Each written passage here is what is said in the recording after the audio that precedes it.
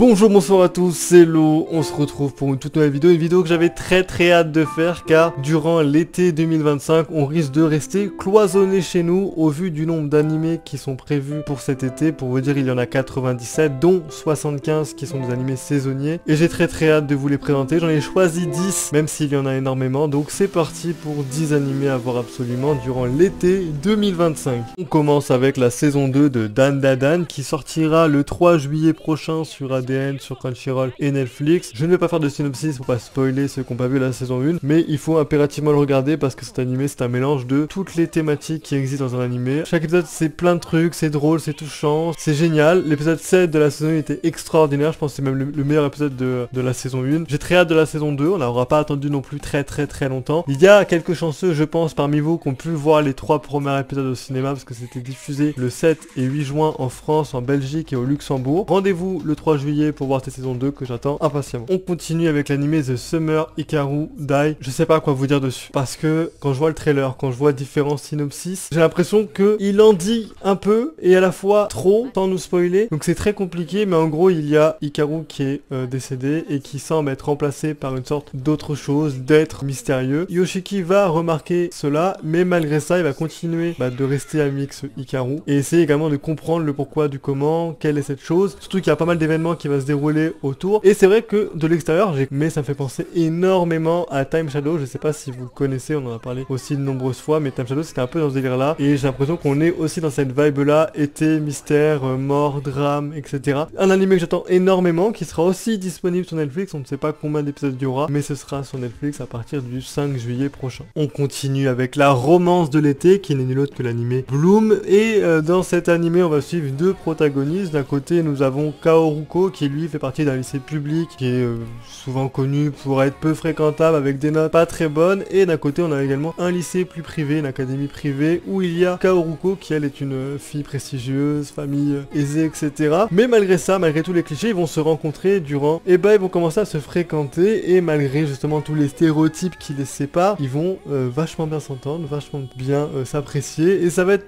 très agréable. J'ai fait le maximum pour pas me faire spoiler durant des mois, parce que non seulement le manga est arrivé en France, et c'est l'une des romances les plus attendues, j'ai très hâte. Ça sera disponible sur Netflix à partir du 5 juillet, mettez-le sur votre liste, parce que même si vous le mettez pas, sachez-le, vous allez entendre parler de près ou de loin, donc franchement, rendez-vous dans quelques semaines pour regarder cette romance que j'attends impatiemment. On continue avec un animé léger qui est donc Mataku Saiki no Tentei to Kitara, désolé pour mon japonais, mais il a pas d'autre titre alternatif, et cet animé c'est vraiment, pour moi clairement, c'est un animé sur un détective. J'aime énormément ce genre d'animé. On va suivre en gros Nagumo qui est réputé pour être l'un des meilleurs détectives, mais quand il était plus jeune, maintenant il a 35 ans et c'est devenu un détective où sa vie a un peu battu de l'aile, il a des loyers impayés, il galère dans pas mal d'enquêtes, mais un jour il va rencontrer une lycéenne qui veut travailler avec lui et devenir son assistante, et on va suivre ce duo là. Donc voilà, et c'est plutôt intéressant, plutôt léger, moi j'aime énormément. Il y a Détective Conan qui est dans ce genre là, il y a Ron Kamonohashi aussi qui est beaucoup plus récent et que j'aime énormément. En tout cas moi je le regarderai et ça sera disponible à partir du 1er juillet, mais on ne sait pas encore sur quelle plateforme. On continue avec l'animé de la saison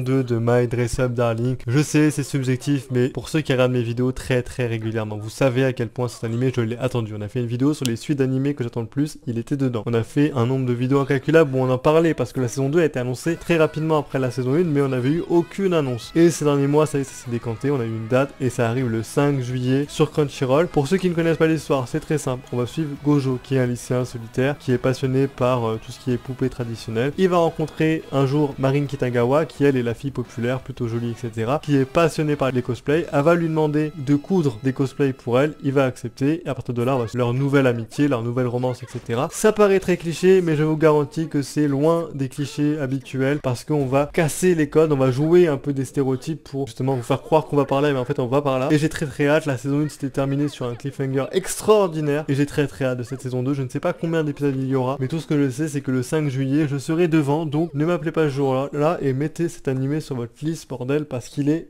exceptionnel. Le suivant c'est Fermat Kitchen et celui-là c'est la petite surprise j'espère de cet été. On va suivre en gros un personnage du nom de Gaku Kitada qui est un prodige des mathématiques mais qui va malheureusement subir un échec aux Olympiades internationales et donc il va devoir travailler à mi-temps dans une académie et il va rencontrer Kai Asakura qui lui est un prodige de la cuisine et les deux vont se lier d'amitié et à partir de ce moment là quand les mathématiques et la cuisine se mélangent, ça peut faire des plats extraordinaires. Je vous le présente pour deux choses déjà. Premièrement parce que c'est par le même auteur que Aoashi, et Aoashi, vous savez à quel point j'aime ce manga, c'est l'un de mes mangas de foot préférés. Et aussi enfin un animé de cuisine autre que Food Wars. Donc j'ai très hâte, le trailer donne envie, le chara design aussi, l'histoire aussi, donc franchement mettez-le sur votre liste. On ne sait pas sur quelle plateforme il sera diffusé, mais ce sera diffusé à partir du 5 juillet prochain. Et donc mettez-le sur votre liste s'il vous plaît. Celui-là m'intrigue particulièrement, c'est Gachakuta, je ne sais pas si je le prononce bien, mais l'histoire elle a l'air méga passionnante. On va suivre Rudo qui est un jeune garçon qui vit dans une ville flottante qui est séparée en deux mondes. D'un côté, au-dessus c'est tous les gens aisés, tranquilles, la vie est belle. En dessous c'est les pauvres. Et encore en dessous il y a les abysses, et souvent on t'y envoie quand t'as commis des crimes ou voilà, t'es condamné à quelque chose. Et Rudo va être condamné pour un meurtre qu'il n'a pas commis, et il va se retrouver là-bas, et c'est vraiment l'enfer, hein. C'est vraiment les abysses purs et durs, mais il a également une sorte de pouvoir qui va apparaître sur ses gants. Et donc son objectif à la fois c'est de continuer à essayer de se balader entre les mondes pour pouvoir voler quelques trucs et découvrir qui l'a envoyé là-bas. Bref, le trailer donne extrêmement envie, synopsis pareil. C'est un animé que j'entends parler depuis pas mal de temps, qui est très attendu, il fait partie des animés les plus attendus de la saison, et moi j'ai très hâte, tout simplement, il n'y a pas de débat. Il arrive le 6 juillet prochain sur Crunchyroll, mettez-le sur votre liste. On continue avec la saison 2 de Kaiju Number 8, je vais pas spoiler, mais il y a déjà une saison 1 que j'avais adoré, qui avait eu un ending incroyable de One Republic, un opening extraordinaire, je pense l'un des meilleurs que j'ai écouté dans ma vie. J'ai très hâte, ça arrive le 19 juillet, en plus on a appris récemment que le manga se terminait dans 2 chapitres, et j'aime ce côté que cette fois-ci on suit pas un lycéen, un étudiant ou un enfant, on suit un mec trentenaire qui commence à réaliser son rêve de devenir un peu un chasseur de démons, un truc comme ça, et en plus qui en est un, donc c'est plutôt simple, plutôt populaire maintenant ce genre d'animé, mais c'est vrai que celui-là il se démarque, et j'ai très hâte de cette saison 2, c'est à la fois drôle, c'est épique, j'aime bien, et donc rendez-vous dans quasiment un mois pour regarder cette saison 2. L'avant-dernier c'est le film sur Demon Slayer, qui est donc le premier film des 3 derniers films, donc c'est la forteresse infinie, qui sortira au Japon le 18 juillet prochain, mais en France le 17 septembre 2025. Bien sûr que c'est très attendu, il est dans le top 3 des suites les plus attendues de l'année. Pour vous dire, j'ai toujours pas rattrapé, moi, le retard que j'ai sur Demon Slayer. Pour ceux qui ont la chance et qui sont au Japon, rendez-vous le 18 juillet, et sinon rendez-vous au cinéma dans 3 mois pour regarder cette suite. Et enfin, on termine avec le film Chainsaw Man sur l'arc Reze, qui sortira le 19 septembre 2025 au Japon, qui est donc l'été, mais c'est vrai que cet animé-là ne devrait peut-être pas être dans cette liste, puisqu'il arrive en France le 22 octobre, ce qui est donc le début de l'automne. Mais voilà, il sort quand même en été, c'est un film qu'on attend depuis un bon moment maintenant. Moi, je serai au cinéma pour le voir, donc le 22 octobre. Chainsaw Man, c'était incroyable, la saison était extraordinaire, il y avait tellement de références dans les openings, l'animation était incroyable, beaucoup de gens avaient critiqué, et justement l'animation de ce film était un peu différente, elle respecte un peu plus le manga. Voilà, moi je l'attends impatiemment, je pouvais pas ne pas le mettre dans cette vidéo, donc rendez-vous maintenant, nous, pour dans 4 mois quasiment, pour regarder la suite de la saison 1. Donc voilà, c'était 10 animés à voir absolument durant l'été 2025, comme j'ai dit en début de vidéo, il y en a énormément d'autres, j'en ai mis plein dans ma liste d'animés à voir, qui est beaucoup trop pleine. On en parlera au fur et à mesure des vidéos, dans les coups de cœur de l'eau, etc., des autres animés. Donc abonnez-vous pour les prochaines vidéos, pour les prochaines actus, pour les prochains shorts YouTube, bref. Et si cette vidéo vous a plu, n'hésitez pas à la liker. Sur ce, je vous dis à plus à la prochaine pour une autre vidéo. Salut!